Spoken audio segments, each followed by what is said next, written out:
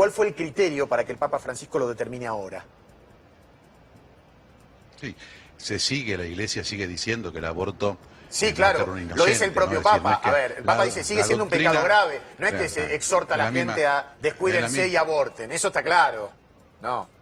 Pero está diciendo, pero es como que dijera esto, a ver, es un pecado grave, tal vez a lo mejor pueda parecer el más grave de los pecados o no, digamos, es decir, eso es muy difícil marcar que es una cosa más grave o menos grave. Es un pecado grave, es la muerte de un inocente.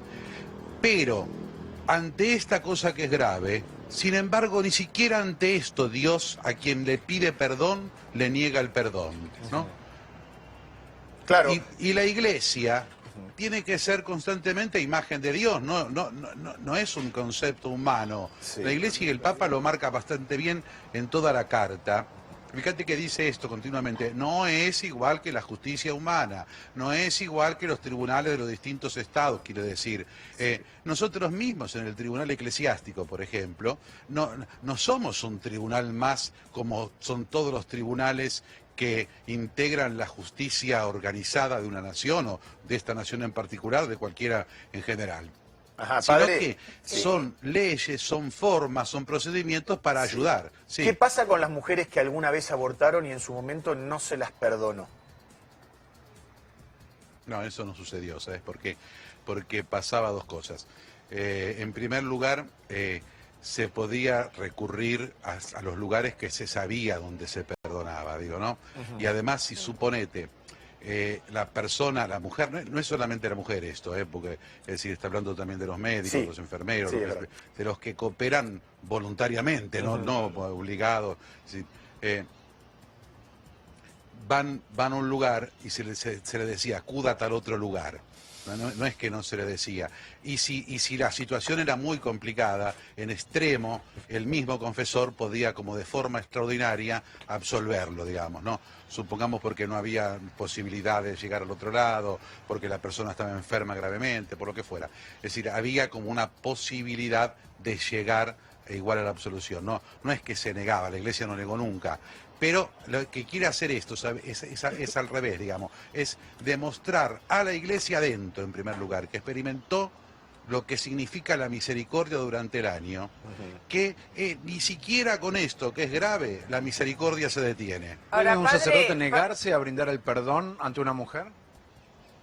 Espera, me pregunta acá si se puede negar. No, no se debe negar nunca, porque si la persona viene a buscar el perdón de Dios, sabiendo que busca ese perdón, no debe negarse, digamos, ¿no? Padre, Mónica Gutiérrez. Lo mismo sucede con cualquier otro pecado, con cualquier otra realidad. Sí, te escucho. Me surgen dos dudas. Uno, este alcance del perdón abarca también a aquellos que han hecho de la práctica de aborto un modo de vida, una profesión, algo que les concede una renta, un oficio. Sí. Y en tal caso, ¿cuáles son los que usted llamó? ¿Qué otros pecados reservados hay para la Iglesia? Los otros son un poquito pintorescos en el sentido de que no existen tampoco a tanta facilidad. Es decir, por ejemplo, profanar la Eucaristía, violar el secreto de confesión, agredir físicamente contra el romano pontífice, son un poco pecados que prácticamente son 5 más que no se dan, que esos están reservados no al obispo, sino están reservados al mismísimo Papa, ¿no? Pero el pecado reservado al obispo, es decir, tampoco era una cosa injusta, era para que se le diera relevancia al hecho de que el pecado del aborto era una situación grave porque es la muerte de un inocente. No se quita esa gravedad ni ese dolor, pero sí se quiere mostrar esto, porque además la Iglesia va cambiando los métodos de hacer ver las situaciones y las realidades que enseña, ¿no? Padre, de acuerdo con la sensibilidad de cada época, bueno, ¿no? quedó la respuesta acerca de si alcanza a los que practican abortos como un medio de vida. Sí. La facultad alcanza para perdonar a todos lo que lo voy a decir muy técnicamente, decir que no es la realidad de la confesión esto, Es decir, a los que tienen que cooperan con la realidad del aborto, ya sea la persona que lo hace, ya sea el que la lleva, ya sea el que paga, cualquiera, el que la aconseja, digamos. Es decir, de formas y cosas distintas. Sí, ¿no? digamos, para terminar de mi parte por lo menos. Yo me noté una frase de Francisco que dice: puedo y debo afirmar que no existe ningún pecado que la misericordia de Dios no pueda alcanzar y destruir, allí donde encuentra un corazón arrepentido que pide reconciliarse con el Padre. O sea, la clave acá es el verdadero arrepentimiento. Y claro, porque uno no va a pedir perdón de lo que no se arrepiente, digamos, ¿no? Por eso... aunque fuera de repente... Aunque uno pueda decir, yo lo hice en una circunstancia que no tenía otra salida, que no vi otra salida, que me desesperé, pero me di cuenta que está mal, ¿no es cierto? Que no es la voluntad de Dios, que no es lo que tendría que haber hecho.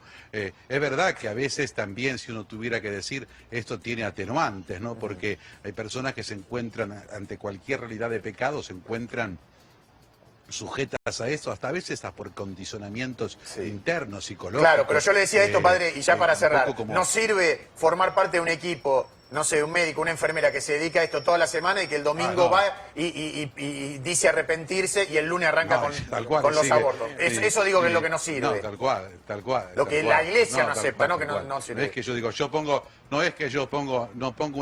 una clínica de aborto, me confieso mañana que puse la clínica y pasado mañana sigo trabajando. Está es claro. lo mismo, digamos, no se da cuenta que hay arrepentimiento ahí, ¿no? Seguro. Padre, muchas gracias por su testimonio. Gracias, Carlos. Quiero decir, decir esto, al contrario, Guillermo, esto final, digo, que el ejemplo acá del aborto es un ejemplo más en toda la carta. Animar a todos a que lean un momento la carta, que no es difícil y es breve, porque es la muestra de lo que significa cómo la Iglesia tiene que acercar el perdón de Dios a todo aquel que lo pide. Seguramente. Gracias, Padre Russo, gracias, Carlos, también.